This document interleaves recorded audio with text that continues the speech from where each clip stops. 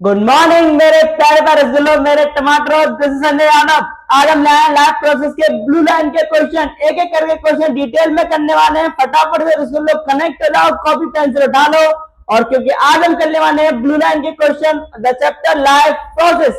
तो बेटा पहला क्वेश्चन क्या कह रहा है आपसे, व्हाट एडवांटेज, क्या एडवांटेज है over an aquatic organs does a terrestrial organs have with regard to obtaining oxygen for respiration. यानी कि जो टेरेस्ट्रियल ऑर्गन्स हैं उनके क्या एडवांटेज है, जो जीव जमीन पर रहते हैं और जो जीव बेटा कहां रहते हैं, पानी में रहते हैं। ठीक है, तो देखो आपको बहुत अच्छे से पता है कि जो वाटर में जो जीव ऑर्गन्स रहते हैं उनका रेस्पिरेशन का भी फास्ट होता है बेटा, काफी ज्यादा फास्ट होता है। ठीक है, टेरेस्ट्रियल ऑर्गन्स की अपेक्षा। अब ऐसा क्यों होता है भाई, इसका एडवांटेज है। तो बेटा ध्यान से देखो, कंसेंट्रेशन ऑफ ऑक्सीजन, जो ऑक्सीजन का लेवल होता है वो एयर में ज्यादा होता है। कंसेंट्रेशन ऑक्सीजन का एयर में ज्यादा होता है, कंसेंट्रेशन ऑफ ऑक्सीजन का किसके अपेक्षा, किसके अपेक्षा, वाटर के अपेक्षा। यानी कि अगर कंसेंट्रेशन ऑक्सीजन का एयर में ज्यादा है, किसके अपेक्षा, वाटर के अपेक्षा। इसीलिए जो टेरेस्ट्रियल ऑर्गन्स होते हैं उनको कोई आवश्यकता नहीं है तेज तेज सांस लेने की। ठीक है, किसके अपेक्षा, एक्वेटिक ऑर्गन्स के अपेक्षा। क्या बात समझ में आ गई बेटा। ठीक है, तो पहला क्वेश्चन क्लियर होगा एकदम अच्छे से कि आपके जो क्वेश्चन देखो घुमा के अलग अलग तरीके से बन जाता है। ठीक है, कि टेरेस्ट्रियल ऑर्गन्स आपके या फिर एक्वेटिक ऑर्गन्स आपके तेज से सांस क्यों लेते हैं ना। Then you have to give answer कि आपका ऑक्सीजन का कंसेंट्रेशन जो होता है बेटा वो आपका एयर में ज्यादा होता है, किसके अपेक्षा, वाटर के अपेक्षा। ठीक है, अच्छा मैं आपको यही बता सकता हूँ कि ऐसा क्यों होता है, क्योंकि ऑक्सीजन एक इनर्ट गैस है जो कि पानी में इतने अच्छे से डिजोल्व नहीं हो पाती है जितने अच्छे से एयर में डिजोल्व होती है। ठीक है, दैट्स द रीजन कि जो टेरेस्ट्रियल ऑर्गन्स होते हैं बेटा जो जमीन पर रहते हैं वो नॉर्मल सांस लेते हैं, और जो एक्वेटिक ऑर्गन्स होते हैं वो तेज तेज सांस लेते हैं, क्योंकि उनको ऑक्सीजन की सप्लाई कम मिलती है या फिर जितनी जरूरी सिर्फ उतनी ही मिलती है। ठीक है, तो that's the first question. Now second question पे आओ बेटा। सेकंड क्वेश्चन क्या कह रहा है, what are the different way, कौन कौन से वो डिफरेंट वे हैं जिनसे glucose is oxidise, glucose oxidise हो जाएगा and to provide energy in a various organisms, यानी कि प्लांट या फिर एनिमल्स में जो ग्लूकोज आपका ब्रेक होता है, तो वो वे बताने कि किन किन किन किन तरीकों से ग्लूकोज ब्रेक हो सकता है। तो मेरी बात समझना, पहले पहले समझना बेटा। देखो अगर इसका सॉल्यूशन करोगे तो एनसीईआरटी गिव आंसर कि देखो सबसे पहले जो आपका ग्लूकोज होता है बेटा क्या होता है, ग्लूकोज।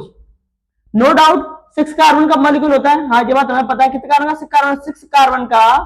6 कार्बन का मॉलिक्यूल होता है बेटा ग्लूकोज। ठीक है, और ये 6 कार्बन का glucose in presence of cytoplasm, in presence of यानी कि प्रेजेंस क्या, साइटोप्लाज्म में ही, साइटोप्लाज्म में 3 कार्बन का मॉलिक्यूल पायरुवेट में टूट जाता है। किसमें टूट जाता है बेटा, पायरुवेट। ठीक है, पायरुवेट में टूटता है। अब ये पायरुवेट बेटा ग्लूकोज 3 स्टेज में तोड़ता है इस पायरुवेट को। ठीक है, पहली stage aerobic, AEROBIC, aerobic. Aerobic का मतलब है presence of oxygen, presence of oxygen. तो एक तो टूटेगा प्रेजेंस ऑफ ऑक्सीजन में। ठीक है, एक टूटता है एनएरोबिक, किसमें टूटेगा, एनएरोबिक, एनएरोबिक और आपका एरोबिक। और तीसरा ही बेटा क्या होता है, एनएरोबिक। तीसरा भी क्या होता है, एनएरोबिक, एन एरोबिक, ये भी एनएरोबिक होगा। लेकिन यहां पे एनएरोबिक का मतलब है lack of O2, lack of O2 यानी ऑक्सीजन की कमी। यहां पे मतलब है एब्सेंस ऑफ O2 यानी कि बिल्कुल ऑक्सीजन की कमी, एब्सेंस ऑफ O2। बात समझ में आ गई। ठीक है, अब एरोबिक में बेटा कैसे टूटेगा, देखो ध्यान से। एरोबिक में आपका जो पायरुवेट है वो आपका CO2, carbon dioxide, H2O and they give energy, किसमें टूटेगा, एनर्जी में टूटेगा। इसको हम लोग 38 ATP बोल सकते हैं, 38 ATP के मॉलिक्यूल, या फिर 676 किलो कैलोरी बोल सकते हैं। ठीक है, प्रेजेंस ऑफ ऑक्सीजन इस तरह से टूट जाता है ग्लूकोज आपका, है ना। लेकिन यही लैक ऑफ O2 की अगर बात आ जाए तो लैक ऑफ O2 भी बेटा आपका बता दो, ये जो एग्जांपल रहेगा वो ह्यूमंस का रहेगा, प्लांट एंड एनिमल्स। ठीक है, यानी कि प्लांट एंड एनिमल्स का रहेगा, सही बात है, उनमें भी ऐसे टूटता है आपका। ठीक है, एंड एनिमल्स में, एनिमल्स है ना। और लैक ऑफ O2 का भी बेटा हमारे एनिमल्स में रहता है, किसमें रहता है, एनिमल्स में। ठीक है, कब होता है, तो यहाँ पे भी क्वेश्चन बन जाता है कि why do we feel fatigue during vigorous exercise, आप क्या थक जाते हो ज्यादा एक्सरसाइज करते टाइम पे, है ना। तो जब आप बेटा रनिंग कर रहे हो, भाग रहे हो, तो उस टाइम पे क्या होता है कि ऑक्सीजन की सप्लाई कम हो जाती है। ठीक है, तो आपकी प्रॉपर ऑक्सीजन ना मिलने की वजह से ग्लूकोज होता है बेटा वो सिर्फ आपको मैं बता दूं CO2 में। ठीक है, सिर्फ CO2 में, और लैक्टिक एसिड फॉर्म करता है। क्या बनाता है, लैक्टिक एसिड, और सिर्फ एनर्जी के 2 एटीपी के मॉलिक्यूल बनाता है, ठीक है। तो लैक्टिक एसिड में टूटेगा, 2 एटीपी में टूटेगा, यानी कि एनर्जी के बहुत कम मॉलिक्यूल होंगे, इसलिए हम लोग थक जाते हैं बेटा, है ना। तीसरा एब्सेंस ऑफ O2। तो बेटा एब्सेंस ऑफ O2 एक फर्मेंटेशन प्रोसेस है। कैसी प्रोसेस? फर्मेंटेशन। फर्मेंटेशन प्रोसेस है जिसे आप केमिस्ट्री में पढ़ोगे। फर्मेंटेशन क्या होता है? जिसमें CO2 गैस फॉर्म होती है, ठीक है। और फर्मेंटेशन के अंतर्गत ही मैं आपको बता दूं, दारू, एल्कोहल, ठीक है, बनाई जाती है। प्लस आपको बता दूं मैं कि जो डबल रोटी या ब्रेड्स होती है जिनको फ्लफी बनाया जाता है, केक को फ्लफी बनाया जाता है, फर्मेंटेशन प्रोसेस के अंदर ही आता है, ठीक है। एब्सेंस ऑफ O2 बेटा मोस्ट ऑफ द ईस्ट में देखा जाता है, ईस्ट नाम के माइक्रो ऑर्गेनिज्म में, ठीक है। इसमें क्या होता है बेटा? इसमें आपकी एक तो CO2 बनेगा और एक बेटा बनता है इथेनॉल। क्या बनता है? इथेनॉल, ठीक है, इथेनॉल। एंड बहुत कम energy, small amount of energy, small amount of energy form होती है बेटा, ठीक है। तो ये हो गया आपके 2 क्वेश्चन। चलो चलते हैं नेक्स्ट क्वेश्चन पे। सो नेक्स्ट थर्ड क्वेश्चन है बेटा। तीसरा क्वेश्चन क्या कह रहा है रसगुल्लो? How is oxygen and CO2 transport in human being? कि ऑक्सीजन और CO2 ह्यूमन बीइंग में किस तरीके से ट्रांसपोर्ट होते हैं। So give a solution. Solution क्या होगा बेटा? देखो, आप सबने एक्सचेंज ऑफ गैसेस में पढ़ा था, सबने एक्सचेंज ऑफ गैसेस में पढ़ा था कि ऑक्सीजन आपका क्या होता है? Oxygen easily dissolved in blood and bind with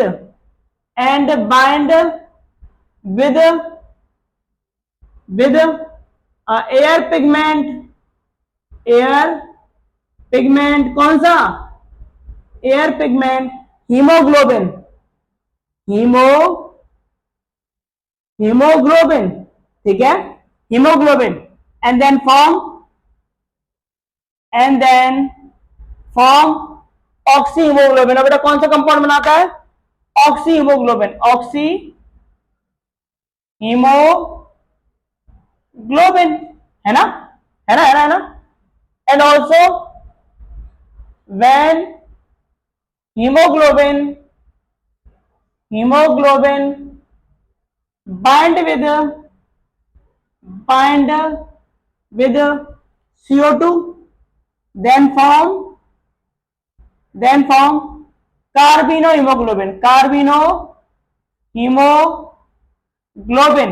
ठीक है। यानी कि जो हमारा ऑक्सीजन है उसे कैरी करने वाला CO2 है, उसे कैरी करने वाला एक ही पर्सन है, वो पिगमेंट है, आरबीसी में पाया जाता है, इसका नाम होता है हीमोग्लोबिन, ठीक है। जब ऑक्सीजन हीमोग्लोबिन से बाइंड होती है तो बनाती है ऑक्सी हीमोग्लोबिन, जब ऑक्सीजन आपकी CO2 से बाइंड होती है तो बनाती है कार्बिनो हीमोग्लोबिन, ठीक है। और दोनों फॉर्म में कन्वर्ट होने के बाद में to carry all of the body part, और सभी बॉडी पार्ट के लिए कैरी कर लिया जाता है, ठीक है, to carry all of the body parts. समझ में आएगा? Now question number 4। तो बेटा क्वेश्चन नंबर 4 कह रहा है हाउ आर द लंग्स, कि लंग्स जो होते हैं कैसे बने हुए हैं, किस तरीके से डिजाइन किए हुए हैं ह्यूमन बीइंग में, जिसकी वजह से वो maximise the area of exchange of gases, जिसकी वजह से ज्यादातर यानी कि अच्छे खासी जगह पे और अच्छे खासी सर्विस प्रोवाइड करा के एक्सचेंज ऑफ गैसेस कर पाते हैं बेटा। आराम से O2 इनहेल करी, CO2 एक्सहेल करी। कौन से लंग्स के वो पार्ट रेस्पॉन्सिबल है? तो हमारे मन में बस एक ही पार्ट आता है सबसे पहले, क्या? एल्वियोलाई। क्या आता है बेटा? Alveoli. Alveoli is the smallest unit of lung and there is the last part of the lung.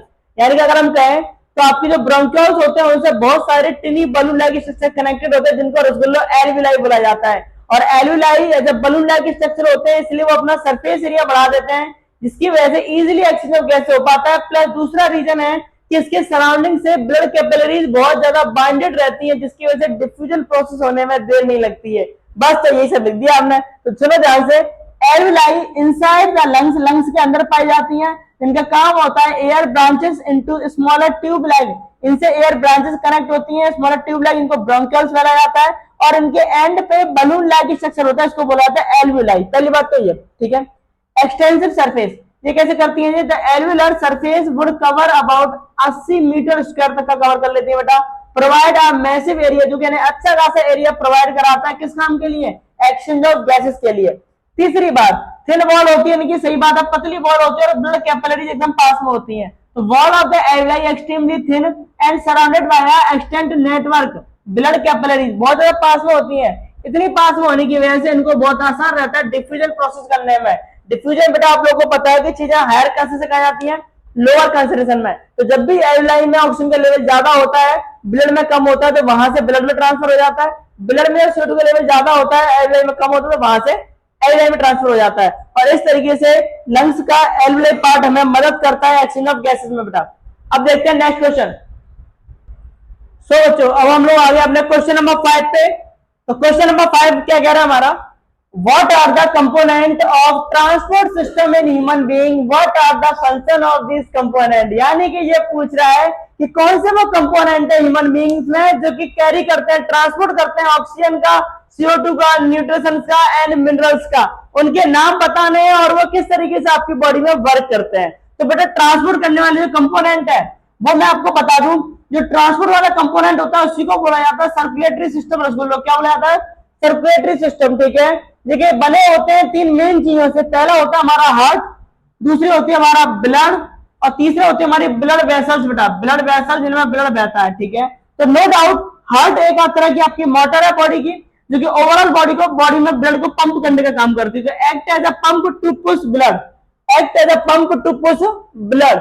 अच्छा, ब्लड का काम क्या है, आपका जो भी फ्लूइड है उसको बोला जाता है कनेक्टेड टिश्यूज। इसका काम होता है कैरी करना oxygen, CO2, nitrogen and help blood clotting. यानी कि जितने भी न्यूट्रिएंट पार्टिकल्स हैं, जितने भी गैसेस अवेलेबल है उन सबको कैरी करना, प्लस ब्लड में क्लॉट्स का फॉर्मेशन करना। नो डाउट कि प्लेटलेट्स करती हैं आपकी। ठीक है, ब्लड वेसल्स एक रास्ता है, एक वे है जिसके थ्रू ये सब चीजें काम हो रही होती हैं। तो carry oxygenated blood and deoxygenated blood, यानी कि ब्लड वेसल्स का जो मेन काम होता है रसगुल्ला वो होता है कि जो ऑक्सीजनेटेड ब्लड है उसको अलग लेके जाना, डीऑक्सीजन ब्लड को अलग लेके जाना। ऐसा क्यों होता है, क्योंकि वो भी आपको नेक्स्ट क्वेश्चन में क्लियर हो जाएगा कि ऑक्सीजन ब्लड को और डीऑक्सीजन ब्लड को अलग करना भी क्यों जरूरी है एनिमल्स में, है ना। क्योंकि हम लोग होते हैं वार्म ब्लडेड एनिमल, यानी कि गर्म खून वाले।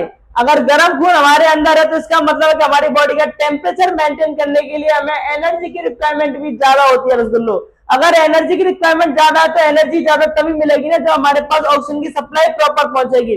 अगर ऑक्सीजन की सप्लाई प्रॉपर पहुंचेगी तभी तो ग्लूकोज आपका 38 ATP विद एनर्जी फॉर्म करेगा लार्ज अमाउंट में। जब लार्ज अमाउंट ऑफ बॉडी आपकी एनर्जी फॉर्म होगी देन आपका बॉडी टेम्परेचर मेंटेन होगा। तो वही कहा गया हमारे नेक्स्ट क्वेश्चन में। नेक्स्ट क्वेश्चन में क्या बोला है बेटा कि why is the necessary separate oxygenated blood and deoxygenated blood in mammals and bird। यानी कि बर्ड्स में और मैमल्स में ऑक्सीजनेटेड ब्लड यानी कि ऑक्सीजन का लेवल जिसमें ज्यादा और डीऑक्सीजन ब्लड जिसमें CO2 का लेवल ज्यादा, उस ब्लड को अलग अलग क्यों किया जाता है। तो बेटा रसगुल्लो मैमल्स और जो बर्ड्स होते हैं वार्म ब्लड एनिमल यानी गर्म खून वाले लोग हैं। ठीक है, जिसकी वजह से इनको आवश्यकता होती है हाई कंसंट्रेशन ऑफ O2 की, जिससे कि प्रोवाइड कर सके लार्ज अमाउंट ऑफ एनर्जी को एंड मेंटेन कर सके बॉडी टेम्परेचर को रसगुल्लो। ठीक है, तो ये हो गया हमारे क्वेश्चन नंबर 6। अब मिलते हैं क्वेश्चन नंबर 7 पे। तो जो नेक्स्ट क्वेश्चन है आपके क्वेश्चन नंबर 7। तो क्वेश्चन नंबर 7 क्या कह रहा है बेटा आपसे, what are the component of transport system in a highly organised plant. वाह, यानी कि जो आपके हाईली ऑर्गेनाइज्ड प्लांट होते हैं उनमें किस तरीके से वाटर का, मिनरल्स का ट्रांसपोर्ट सिस्टम चलता है। तो मैं आपको बता दूं इन हाईली ऑर्गेनाइज्ड जो प्लांट होते हैं, in highly organised plant specialised tissues, plant have a specialised vascular tissues. क्या होता है बेटा, वेस्कुलर टिश्यू। वेस्कुलर टिश्यू कौन से पहला होगा xylem and second one is phloem. ठीक है, जिसमें जाइलम का काम क्या होता है, ट्रांसपोर्ट ऑफ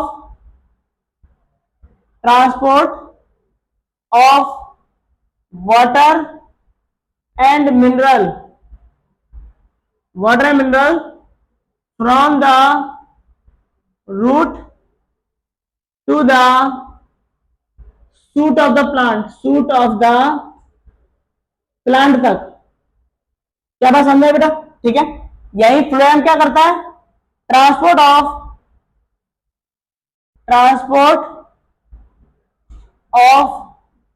द प्रोडक्ट यानी कि वो प्रोडक्ट का ट्रांसफर करता है ऑफ फोटोसिंथेसिस, ऑफ फोटोसिंथेसिस में बने हैं, comma amino acid, amino acids को ट्रांसफर करता है बेटा, ठीक है। कहां से? From the leaves to the, from the leaves to the, leaves to the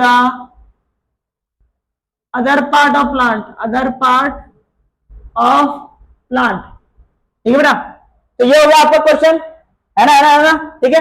यानी कि क्वेश्चन नंबर 7 में पूछा था कि कौन से पार्ट रिस्पॉन्सिबल होते हैं जो कि ट्रांसपोर्ट करते हैं बेटा।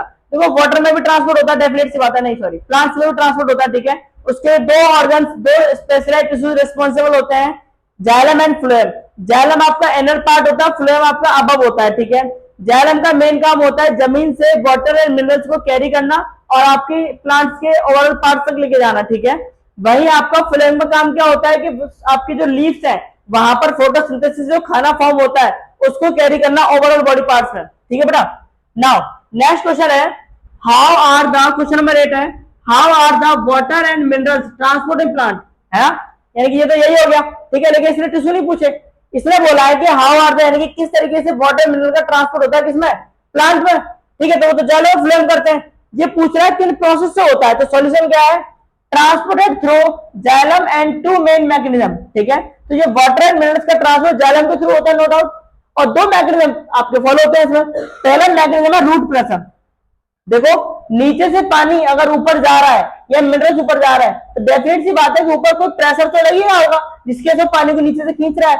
ऐसा तो है नहीं कि एक मंजिल पे पानी अपने चढ़ जाए, ऐसा तो पॉसिबल ही नहीं है, ठीक है। तो देखो क्या लगता है, तो उसको बोलते हैं रूट प्रेशर। इसमें क्या होता है, at the root cell take up ion, cell क्या करती है, आयंस को टेक अप करती है, कहां से, सॉइल से, मिट्टी से, and creating a concentration difference the process water into the root xylem, और जिसकी वजह से भागा जो कंसंट्रेशन लेवल है उसमें उसमें आपका चेंजेस आता है और वाटर को पुश करती है किसमें, जाइलम से, ठीक है बेटा। दूसरा मैकेनिज्म होता है ट्रांसपिरेशन पुल, बोलते हैं, क्या बोलते हैं, ट्रांसपिरेशन पुल। अब ये कैसे काम करता है बेटा, तो देखो डेफिनेट सी बात है कि एवोपरेशन आपने सबने देखा है, एवोपरेशन सिर्फ नदियों से समुद्रों से ही नहीं होता है, एवोपरेशन प्लांट से भी होता है, ठीक है। प्लांट्स में डे टाइम के टाइम पे जाहिर सी बात है स्टोमेटा ओपन होता है तो फोटोसिंथेसिस तो होती है, साथ में उसके साथ साथ धूप जितनी ज्यादा तेज पड़ेगी उतना ज्यादा लीव्स में अवेलेबल वाटर मॉलिक्यूल्स को स्टोमेटा के थ्रू इवोपरेट कर लिया जाएगा।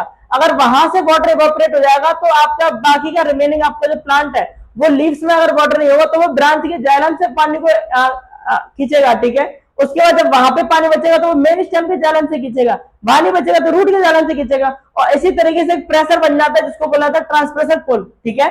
अच्छा ये कैसे काम करता है, evaporation of water molecule from the leave, सही बात है, क्रिएटिंग अ सेक्शन और pull that draw water upward, इसके से पानी ऊपर आता है थ्रू द जाइलम के थ्रू, कॉलम्स के through, from the root highest part of the plant, ठीक है।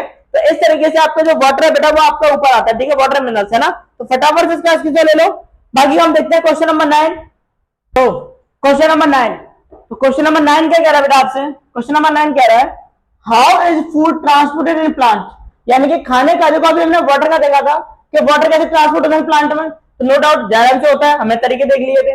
अब ये कह रहा है कि फूड यानी कि आपका फोटोसिंथेसिस जो खाना बन रहा है वो कैसे होता है, तो डेफिनेट सी बात है कि वो कैसे होगा, फ्लोएम से, किससे होगा बेटा, the transport, the transport of food plant is called translocation, it occur in the, किसमें होता है बेटा, फ्लोएम में, ठीक है। अब किन किन तरीकों से होता है वो देखो, तो सबसे पहले मैकेनिज्म देखो, sucrose is transferred into phloem tissue using energy for ATP, है ना। यानी कि आपका जो सुक्रोज होता है क्या फॉर्मूला होता है, C12H22O11, इसका ट्रांसफर होता है किसमें बेटा, फ्लोएम में, टिश्यू में, किसका यूज करके, एनर्जी का, किसकी फॉर्म में, एटीपी का यूज करके, ठीक है। तो फ्लोएम का टिश्यू है एटीपी का यूज करके ट्रांसपोर्ट करते हैं किसका, फूड का, और क्या, और किस चीज के, ऑस्मोटिक प्रेशर, ठीक है। Osmotic pressure increase in the tissues causing water to move into it, ठीक है। तो ऑस्मोटिक प्रेशर भी लगता है बेटा, ठीक है, जिसमें चीजें आपकी नो डाउट हायर कंसेंट्रेशन कहा जाती है, लोअर कंसेंट्रेशन में जाती है, ठीक है। तो आपका ऑस्मोटिक प्रेशर भी लगता है जिसकी वजह से भी आपका वाटर मूव करता है ना। तीसरा बेटा movement, the higher pressure move the material in the phloem to tissue which have less pressure all the plant to move food according to its need, यानी कि अगर आप देखोगे काफी ज्यादा हायर प्रेशर लगता है मटेरियल पे, फ्लोएम में और टिश्यू पे, ठीक है। और इस हिसाब से आपका जो फूड है या कंटेंट है या मटेरियल है वो सिर्फ उस जगह पे जाएगा जहां पर उसकी नीड हो, जहां पर उसकी क्या बेटा नीड हो, ठीक है। Now come on to the question number 10। Question number 10 क्या कह रहा है बेटा, जैसे क्वेश्चन नंबर 11 है, ये बात सुन लेना ध्यान से, क्योंकि क्वेश्चन नंबर 10 थोड़ा लेनी था या बन नहीं पाता, तो इसलिए मैं इसको नेक्स्ट में लेके आता हूं, ठीक है। तो मैं इसको 10 ही कर रहा हूं यहाँ पे, ठीक है। चलो नेक्स्ट क्वेश्चन है, what are the method used by plant to get rid of excretory product. देखो जाहिर सी बात, देखो इतना तो हमें पता है कि प्लांट खाना बनाते हैं, नो डाउट सांस लेता है, यही बात सही है। अगर प्लांट अगर सांस ले रहा है, खाना बना रहा है, तो डेफिनेट सी बात है कि अपना एक्सक्रीट मटेरियल तो पास आउट कर रहे होंगे कहीं ना कहीं से, ठीक है। देखो जो चीज है खाना बना सकती है, सांस ले सकती है, खाना बना सकती है, तो डेफिनेट सी बात है अपना एक्सक्रीट प्रोडक्ट भी तो रिलीज करेगी, है ना। वेस्ट मटेरियल तो चाहिए भाई, वो भी तो निकलेगा कहीं ना कहीं से। तो वो प्लांट कहां से गेट रिड ऑफ करता है वो हम देखने वाले हैं, ठीक है। तो सबसे पहले देखो आपके गैसेस वेस्ट, देखो प्लांट में जो गैसेस वेस्ट होता है, यानी कि ऑक्सीजन इनहेल करना, CO2 एक्सहेल करना, या फिर CO2 इनहेल करना, O2 एक्सहेल करना, ठीक है। ये जो वेस्ट वाटर का गैस का होता है वो होता है स्टोमाटा से, किस होता है स्टोमाटा, ठीक है। तो gases waste O2 CO2 remove through the stomata, ठीक है। तो यानी कि जो आपका एक्सचेंज ऑफ गैसेस है प्लांट है वो तो स्टोमाटा से हो गया। अच्छा, एक्सेस वाटर किससे रिमूव करता है, तो plant get rid of extra water through the transpiration. देखो धूप पड़ती है, गर्मी पड़ती है, ट्रांसपिरेशन से आपका आपका जो कंटेंट है या फिर जो भी वाटर मॉलिक्यूल्स है वो सब आपके निकल जाते हैं, ठीक है। नेक्स्ट होता है स्टोरेज इन पार्ट्स, ठीक है। तो किसकी फॉर्म में स्टोरेज करता है भाई, तो waste material store in cellulose vacuole में स्टोर करता है बेटा। जो आपका प्लांट है वो वेस्ट मटेरियल कहां स्टोर करता है, सेलुलोज के वैक्यूल्स में और इन प्लांट में, ठीक है। और क्या करेगा, और कुछ पार्ट्स में जैसे कि लीव्स में, दैट इवेंचुअली फॉल ऑफ, जो कि कुछ टाइम बाद आपने देखा होगा कि पेड़ पौधों की जो पत्तियां होती है पीली येलोइश कलर की पड़ जाती हैं, और कुछ टाइम बाद जो आपके प्लांट है उन्हें फॉलो अप कर देते हैं, इवेंचुअली उन्हें फॉलो अप कर देते हैं, ठीक है। तो अपना वेस्ट मटेरियल वो अपने उनमें भी स्टोर करते हैं, प्लस इसके साथ साथ आपके फ्रूट्स में भी करते हैं, वेजिटेबल्स में भी करते हैं बेटा, ठीक है। तीसरा रेजिन एंड गम्स की फॉर्म में भी स्टोर करते हैं। देखो आपने देसी भमुर के पेड़ पर गम निकलता हुआ देखेगा, गोंद देखा होगा, तो वो भी वेस्ट मटेरियल होता है। तो plant store as a resin and gum specially old xylem, ज्यादातर ये वहां पर स्टोर करता है जहां पे जालम काफी ज्यादा पुराना हो गया होता है, ठीक है। जो बच्चे रूरल एरिया से बिलोंग करते हैं उनको पता भी होगा कि बमूर की उन टहनियों से गोंद ज्यादा निकलता था जो टहनियां काफी ज्यादा पुरानी होती थी बेटा, ठीक है। नेक्स्ट होता है सॉइल एक्सक्रीशन, मिट्टी में भी एक्सक्रीट करते हैं। देखो कैसे, तो plant also excrete some waste into the soil around there. तो ये हो गया बेटा आपका क्वेश्चन नंबर 10। अब हम देखेंगे क्वेश्चन नंबर 11। क्वेश्चन नंबर 11 है बेटा, क्वेश्चन नंबर 11 क्या कह रहा है आपसे, how is the amount of urine produced and regulated, यानी कि कितनी अमाउंट में यूरिन प्रोड्यूस होगा और कौन उसको रेगुलेट करेगा, ये सब फंक्शन कैसे कंट्रोल होता है। देखो ऐसा तो है नहीं कि आपने एक बाल्टी भर के पानी पी लिया और एक बाल्टी यूरिन पास आउट हो गया, is it possible, not to be possible, है ना। तो यानी कि हमारी बॉडी में कौन है जो कि ये चीज मेंटेन करता है कि अगर हमने एक गिलास पानी पिया है तो मुझे इतना यूरिन प्रोड्यूस करना है, अगर मैंने 2 गिलास पानी पिया है तो इतना यूरिन प्रोड्यूस करना है, अगर मेरी बॉडी पहले से डिहाइड्रेट है तो कितना यूरिन प्रोड्यूस करना है, अगर मेरी बॉडी में एक्स अमाउंट ऑफ वाटर है तो मुझे यूरिन कितना प्रोड्यूस करना है। तो चलो देखते हैं। तो बेटा ये आपसे बोल रहे हैं, देखो the amount of urine regulated by the 2 factors, majorly आपके 2 फैक्टर्स की वजह से आपका जो यूरिन है वो रेगुलेट होता है, ठीक है। पहला फैक्टर है अमाउंट ऑफ एक्सेस वाटर, कि आपने कितना पानी पी रखा है ना। अगर आपकी बॉडी में if the water is less reabsorb, अगर बॉडी ने वाटर का बहुत कम रीअब्जॉर्ब किया है, इसका मतलब है अगर रीअब्जॉर्ब कम हुआ है तो नो डाउट ये यूरिन होगा वो लार्ज अमाउंट में होगा, ठीक है। अगर बॉडी पहले से डिहाइड्रेटेड है और उसने आपका ज्यादा वाटर रीअब्जॉर्ब कर लिया है तो ऐसे केस में नो डाउट जो यूरिन होगा वो लेस प्रोड्यूस होगा बेटा, कितना प्रोड्यूस होगा, लेस, ठीक है। अब 2 फैक्टर कौन कौन से, पहला एंड सेकंड, डिजॉल्व्ड वेस्ट। देखो हमारी बॉडी से जो आपका वेस्ट है नाइट्रोजन उसका भी निकलना बहुत जरूरी है, तो कम से कम इतना वाटर तो हमें रिलीज करना पड़ेगा जिससे कि नाइट्रोजन इजीली डिजोल्व हो जाए उसमें और डिजोल्व होकर आराम से बाहर जा सके, ठीक है। तो वही बोल रहा है nitrogenous waste like urea the need to be excrete also determine the urine volume, ठीक है। तो यानी कि जितना आपकी बॉडी में नाइट्रोजन बनेगा वो डिसाइड करेगा कि कितना यूरिन बाहर निकलेगा, क्योंकि ऐसा तो है नहीं कि पता चले कि आपने क्या मान के चलो कि अगर आपको मान के चलो कि एक कप चीनी है, ठीक है, एक कप चीनी है उसमें 1 चम्मच पानी डाल के तो आप चीनी को नहीं बहा सकते ना, आपको कम से कम 1 कप चीनी के लिए कम से कम एक मग आपको पानी लेना पड़ेगा, तब वो उसमें डिजोल्व होगी तभी वो बाहर जाएगी। सेम यूरिया का काम होता है, अगर यूरिया आपकी बॉडी में जितना बन रहा है और उसको बाहर निकलने के लिए भी वाटर की अमाउंट ज्यादा चाहिए जिससे वो इजीली डिजोल्व होकर आराम से बाहर जा सके, ठीक है। तो यूरिया भी डिसाइड करता है, नाइट्रोजन बेस डिसाइड करते हैं कितना यूरिन पास आउट होगा, ठीक है। दूसरी चीज है हार्मोनल रेगुलेशन। बेटा हार्मोनल रेगुलेशन बहुत मेंटेन करते हैं। देखो मैं आपको बता दूं, दो हार्मोन होते हैं, एडीएच एंटी डायरेटिक हार्मोन और DH diuretic hormone. ADH hormone जो होता है बेटा वो रोकता है, सप्रेस करता है यूरिन के फ्लो को, है ना। देखो ध्यान से, specific hormone such as ADH anti diuretic hormone help to control permeability. ये कंट्रोल करता है परमेबिलिटी को, किसकी, नेफ्रॉन्स की, टिब्यूल्स की, जिससे कि वाटर ज्यादा बाहर ना जाए, thereby regulating urine concentration and volume, ठीक है। इसलिए एडीएच हार्मोन जो है आपका वॉल्यूम, यूरिन कंसंट्रेशन सब मेंटेन करता है, ठीक है। यानी कि मान के चलो कि अगर अगर बॉडी ने ज्यादा वाटर रीअब्जॉर्ब नहीं किया है, ठीक है, कम रीअब्जॉर्ब किया और ज्यादा अमाउंट में जो आपका वाटर था वो आपका नेफ्रॉन से पहुंच गया और आपका यूरिन के थ्रू बाहर निकलने वाला है, तब ऐसे केस में ऑस्मो रेगुलेशन मेंटेन करने के लिए जो आपकी आरबीसी है वो सीधे सिग्नल ब्रेन को देती है, वो उनको पिट्यूटरी ग्लैंड को सिग्नल देता है और पिट्यूटरी ग्लैंड बदले में एडीएच हार्मोन रिलीज करता है, एंटी डायरेटिक हार्मोन, जो कि वो हार्मोन सीधे जाके नेफ्रॉन्स पे अप्लाई करता है और जो आपका यूरिन का फ्लो उसको सप्रेस कर देगा, जिससे कि एक्सेस अमाउंट ऑफ पानी बाहर ना जाए और उतना टाइम बॉडी को मिल जाता है वाटर को दोबारा से रीअब्जॉर्ब करने के लिए बेटा। तो ये कुछ इस तरीके से काम करता है, ठीक है। अब हम देखते हैं अपने नेक्स्ट क्वेश्चन, फटाफट से ले लो स्क्रीनशॉट इसका, फास्ट फास्ट। सो अब होने वाला last question, the blue line question का, वो है बेटा आपके सामने, describe the structure and function of the nephron. तो आपको डायग्रामेटिकली भी बताऊंगा मैं आपको, पहले हम देख लेंगे इसकी थ्योरेटिकली, ठीक है। तो सबसे पहले बोला है इसने कि भाई जो आपका नेफ्रॉन्स है उसमें कौन कौन से पार्ट सबसे ज्यादा मेजरली मेन है। तो मैं आपको बता दूं सबसे मेन है ग्लोमेरुलस। क्या आपका ग्लोमेरुलस, अब क्लस्टर पार्ट होता है आपका ब्लड वेसल्स का, थिन वॉल होती है उसकी पतली पतली, ब्लड कैपिलरी से कनेक्टेड रहता है आपका, ठीक है, जिसकी वजह से आराम से प्रेशर इंक्रीज होने के लिए फिल्ट्रेशन करने में मदद करता है, ठीक है। बोमेन्स कैप्सूल आपका कप लाइक स्ट्रक्चर होता है, कप जैसा स्ट्रक्चर होता है, दैट सराउंडेड बाय ग्लोमेरुलस, क्योंकि चारों तरफ से ग्लोमेरुलस से कवर रहता है बेटा, ठीक है। फिर आती है रीनल ट्यूब्यूल्स, यानी कि किडनी की tubules, a long coiled tube that continue from the Bowman's capsule. एक लॉन्ग कॉइल्ड ट्यूब होती है जो कि बोमेन्स कैप्सूल से डायरेक्ट कनेक्टेड होती है, ठीक है। अभी देख लेंगे डायग्रामेटिकली और बता देंगे बेटा, है ना। तो सबसे पहला पार्ट चलता है फिल्ट्रेशन। क्या होगा सबसे पहले, फिल्ट्रेशन, यानी कि जैसे ही आपके एफरेंट आर्टरियोल से आपका ब्लड जैसे ग्लोमेरुलस से पहुंचेगा, वहां पर फेनेस्ट्रा के थ्रू बेटा सबसे पहले प्रेशर इंक्रीज होगा और ब्लड जो है वो बोमेन्स कैप्सूल में ट्रांसफर कर दिया जाएगा। नॉट ओनली ब्लड, मैं आपको बता दूं ब्लड में से आरबीसी, डब्ल्यूबीसी, प्लेटलेट को छोड़ के बाकी सब फिल्टर हो जाता है कहीं हद तक, ठीक है। तो blood enters glomerulus under the pressure, क्या क्या ट्रांसफर होता है, नाइट्रोजन वेस्ट, है ना, glomerulus amino acid, glucose, amino acid, salt और filtered into the Bowman's capsule. ये सबका सब मटेरियल कहा जाता है बोमेन्स कैप्सूल में आ जाता है। उसके बाद स्टार्ट होता है दूसरा फेज, रीअब्जॉर्प्शन बेटा, ठीक है।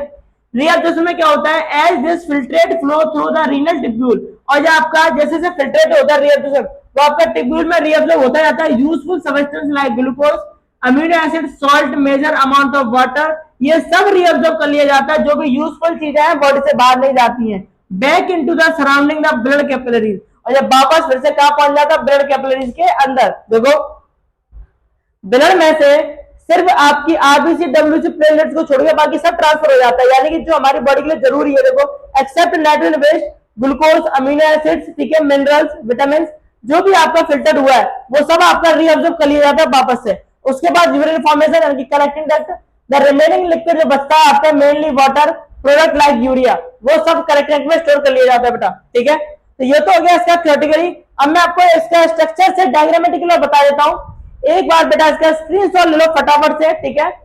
उसके बाद मैं दिखाता हूं आपको कि डायग्रामेटिकली किस तरीके से आपका वर्क करता है बेटा, ठीक है। तो रफ कर दो, मैं हाँ सर कर दो, ओके, ठीक है।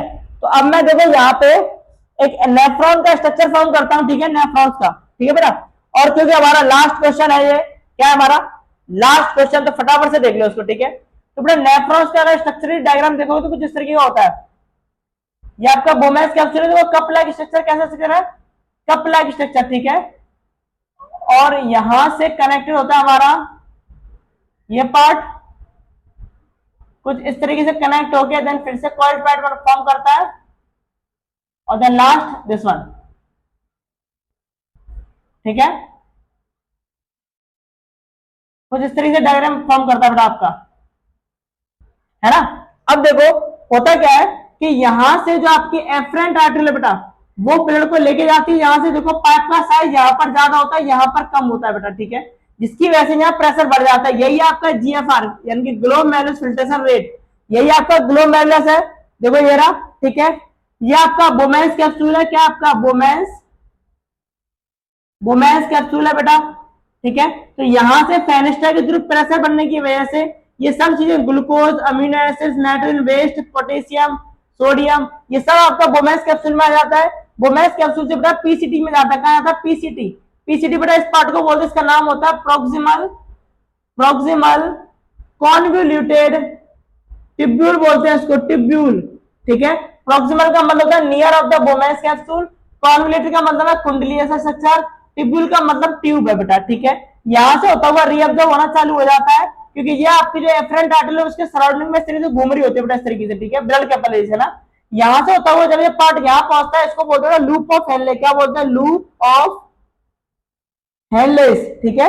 तो लूप ऑफ हेनले में हमारा बेसिकली वाटर मेंटेन होता है, यानी कि ऑस्मो रेगुलेशन मेंटेन होता है। क्या होता है, ऑस्मो रेगुलेशन, ऑस्मो रेगुलेशन, यानी कि अगर वाटर की अमाउंट अगर आपकी इसमें ज्यादा आ गई है तो उसको वापस से रीअब्जॉर्ब कर लिया जाता है, ठीक है। ऑस्मो रेगुलेशन मेंटेन करता है लूप ऑफ हेनले। यहां से होता हुआ आपका बाकी का रिमेनिंग कंटेंट डीसीटी में पहुंचता है। डीसीटी का मतलब है डिस्टल कॉन्वोल्यूटेड टिब्यूल, यानी कि दूर है बोमेंस कैप्सूल से, कॉन्वोल्यूटेड कुंडली से स्ट्रक्चर और क्या बेटा, टिब्यूल आपका, ठीक है। यहाँ पे आपका कंप्लीट देखो फिल्ट्रेशन सिर्फ इतने में चलता है, क्या चलता है, फिल्ट्रेशन सिर्फ इस पार्ट में। बाकी के फिल्ट्रेशन में सिर्फ बोमेंस कैप्सूल आएगा, बोमेंस कैप्सूल, ठीक है।